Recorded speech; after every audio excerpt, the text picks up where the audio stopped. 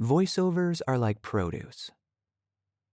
Since my wife began pursuing her undergrad online and I started working more consistently from home, it has been necessary for me to take on more of the day-to-day household tasks that keep our lives running smoothly. Well, mostly smoothly. Okay, just running at least. They're small chores for the most part. Keeping up on the dishes, doing the laundry, occasionally cooking a meal, periodically checking to make sure our daughter is still alive, those sorts of things. One task that has surprisingly been a bit more challenging is our weekly grocery shopping.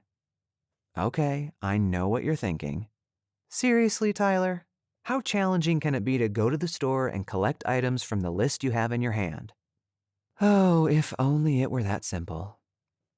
Because of the way we've chosen to pursue health through clean eating, and due to the limited options and supply of stock in any given store here, I generally need to stop at 4 to 5 stores minimum to complete our grocery list. It sort of feels like a marathon and a scavenger hunt all wrapped into one mind-numbing and often disappointing event. What's more, my wife is a bit of a self-proclaimed foodie. She loves to cook. It's one of the primary ways she expresses creativity and demonstrates her love for us. Because of this, she's somewhat, read a heck of a lot, more particular about the ingredients she chooses than I am. If it wasn't for her studies, she'd definitely be the one picking out our weekly sustenance. Not only does it give her more control over the screening process of what is allowed to make the transition from grocery store to our pantry, but she also genuinely enjoys it. It's a sacrifice for her to have to delegate the shopping to me. Alas, life often seems to be about making tough choices, so for the time being, you'll find me scouring the shelves for limes and fresh chicken breast fillets, two of our more regularly unavailable items, in case you were wondering. Being willing to give up the grocery shopping, however, doesn't mean my wife permits me to do so willy-nilly. I needed to receive some basic education for how to shop well. There are many varieties of rice, for instance, but only one of them is suitable for her authentic Mexican dishes. This is also where I learned to read labels, and if certain ingredients are present, I return that item to the shelf like it wants to kill me. And maybe it sort of does. Most importantly, though, I had to learn how to select produce properly. Don't be fooled. You see, fresh fruits and veggies can be tricky. They might look nice on the outside, but could be so underripe they won't be ready for the meal they're meant to be a part of. Worse, they could be overripe and end up as an indistinguishable blob of mold in the crisper before you know it. Selecting produce that is just ripe enough for whatever its intended purpose, I have found, is an art form all its own. Do you know how to tell if a pineapple is ready to eat? I do. Try to pick it up by the small, centermost leaves.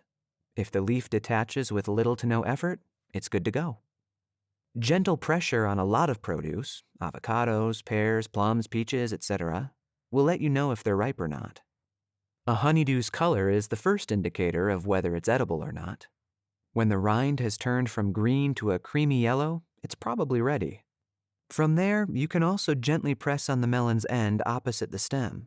If there's some give, start prepping your fruit salad.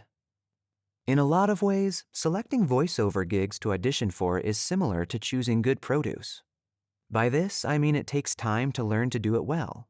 It should be done carefully and with some preliminary research, and it should never be done on an empty stomach.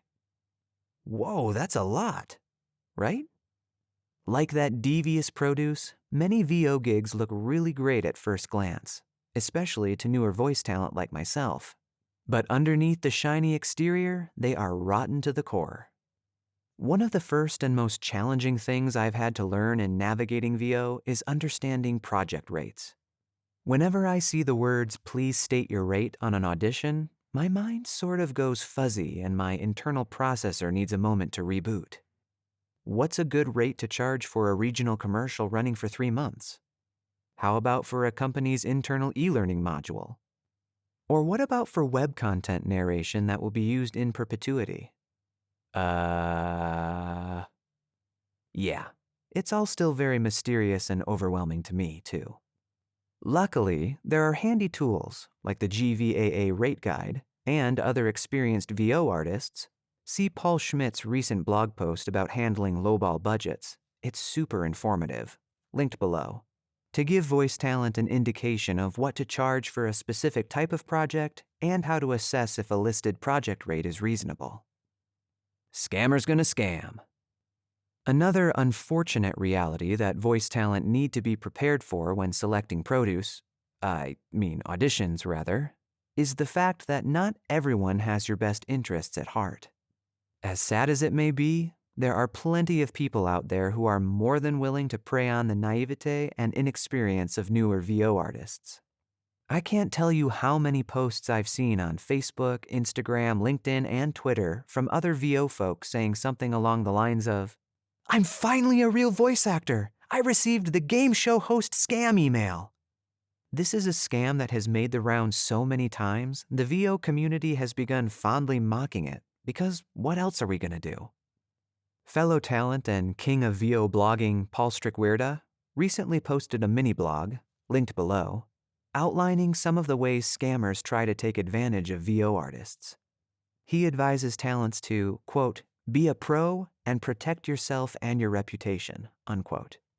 His experienced insight and advice help us to do just that. I've run into my fair share of scams in my work narrating audiobooks as well.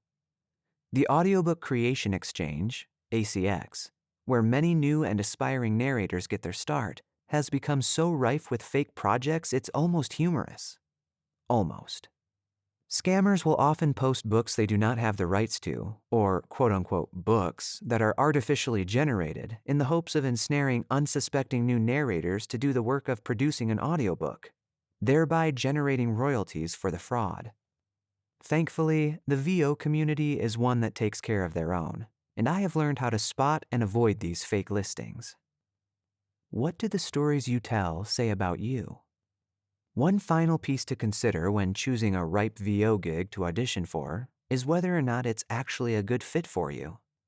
It can be extremely tempting, especially at first, to audition for anything and everything in the hopes of gaining experience or getting credits under your belt. When sifting through listings, though, it's important to ask yourself if a given project is one you want to be associated with in the future. Is it something that will strengthen your portfolio? Or will you be embarrassed to have participated in it? Is it in line with your values? Or are you compromising what you believe in for a few bucks? Is the client reputable? Or do they give you that feeling in your gut that you should run away, hide, and protect yourself with the toy lightsabers that definitely are not in your closet?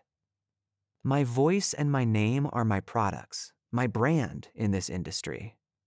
I want to make sure that I take the time to choose projects that are going to align with my brand and help build it up, make it strong, and enable it to last. I've gotten a lot better at selecting good produce since I've become my family's designated grocery shopper. Sure, there are times when I still pick a dud, but that's all a part of the learning process. In the same way, I've come a long way in figuring out how to discern which VO gigs are worth pursuing and which ones to let slide. I'm not a pro yet, though. Always working on it, Paul. So I still ask a lot of questions and seek advice from the incredibly generous community of VO superheroes I'm privileged to be a part of. With their help, I know I'll continue to grow and expand my repertoire with only the ripest projects. And who knows? Maybe someday soon I'll receive the game show host scam email and become a real voiceover artist. In the meantime, I've got to keep searching for those limes. Until next time, friends, keep telling stories.